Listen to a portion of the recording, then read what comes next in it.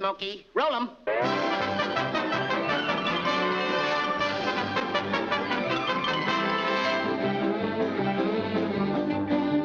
When mentioning the golden age of animation at Warner Brothers, people often mention names like Bob Clampett, Chuck Jones, or Tex Avery. But there are some notable directors they always seem to forget. One of them is Art Davis. Davis started out like most directors did, as an animator. In fact, he was the first in-betweener ever in the animation business while working at the Fleischer Studio. When he moved to Schlesinger's, he started animating for Norm McCabe, then Frank Tashlin, and finally for Bob McKimson. He did that until 1945 after receiving Bob Clampett's unit. There he directed 20 cartoons on his own before the unit got shut down in 1949, so he spent the rest of his career animating for Friz Freleng.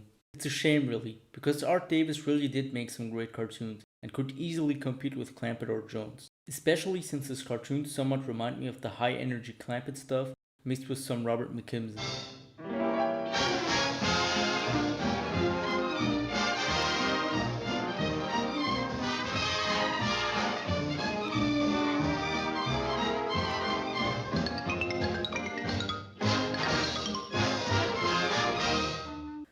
The Super Salesman follows Slug McSlug, a notorious bank robber on the run after stealing from the Last National Bank. The montage of him running from the police kinda reminds me of the 1943 MGM cartoon, Dumb Hounded, where Wolf tries to run away from Droopy in a similar way. Slug almost made it, until Daffy, who gets dropped off by the police for some reason, comes across his hideout. Then Daffy swats away some bullets before knocking on his door to sell him some handy items.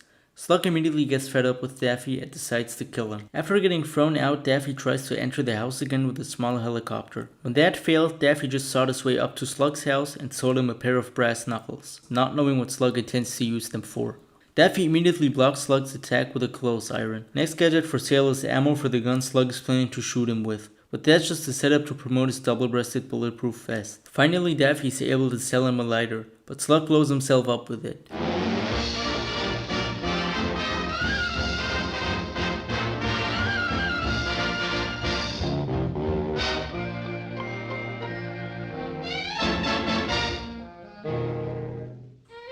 The short opens with a gorgeous drawing of the Brooklyn Bridge. There Bugs tells an old man about Steve Brody, the man who leaped off of the bridge in 1886. Steve was in need of a good luck charm after his own good luck ran out, a rabbit's foot to be specific. So he went to Flatbush where he found Bugs.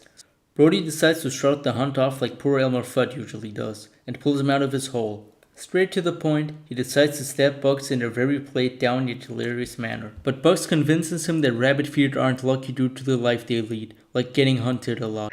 Me luck's run out, and I gotta have a good luck charm, and you're it. Now, wait a minute, Doc. Let's not be hasty. Rabbit's feet ain't lucky. No? Nah, look at the life rabbits lead. Dogs, hunters, horse and pepper. Since Bugs is a good sport, he recommends Brody a place where he can find good luck charms. After some puns, Bugs in a fortune teller disguise tricks Brody into getting a mascot who plays in the casino for him. The cards say you got a meeting coming up with a handsome gent wearing a carnation. Now, keep him with you at all times. Never let him go. He is your mascot, Mr. Good Luck himself. Brody meets someone who suspiciously looks a lot like Bugs and brings him into the casino with him. After his mascot keeps failing, Brody gets kicked out of the casino, so he goes back to fortune teller Bugs, where Bugs convinces him that he has better luck in love. Unlucky at cards? You must be lucky in love. Ew, you kid, 23 skidoo. Chicken inspector. Oh, gosh. So Brody decides to chat up a fine lady who, of course, is Bugs in drag. Infuriated, Brody stumps back to fortune teller Bugs, where he tells him that he can get his hand on some dough on 29 River Street. And because this is a cartoon, the dough he finds is located at a bakery where Bugs works at and burns Brody into a pie. Brody suddenly wisens up and realizes that Bugs has been tricking him throughout the whole picture. He goes crazy and runs off to jump from the Brooklyn Bridge, bringing the cartoon back to where it began.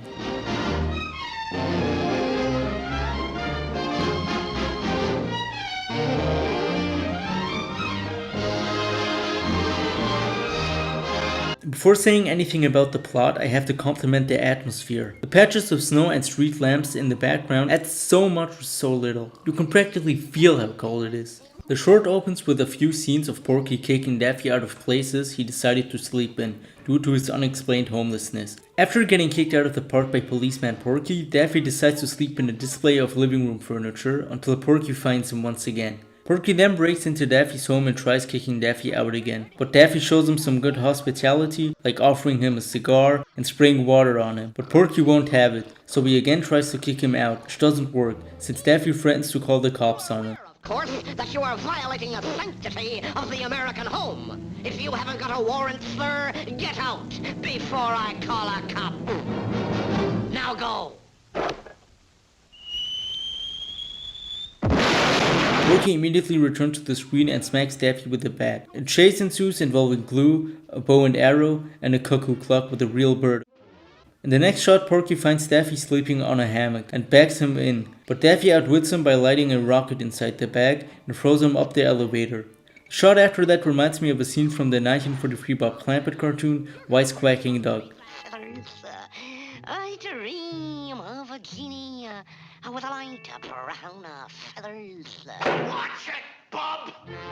After outsmarting Porky, Daffy makes things fair by selling Porky a duck hunting rifle. Defeated, Daffy plays the sympathy card, which surprisingly works. Hey, officer, you win. I'll go quietly, but I was only trying to make a home for my little ones.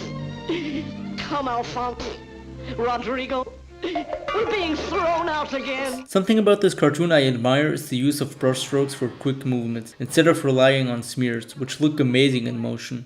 You can't recreate those strokes that well in digital animation, or most studios don't try for budget reasons, which is a shame since they look amazing.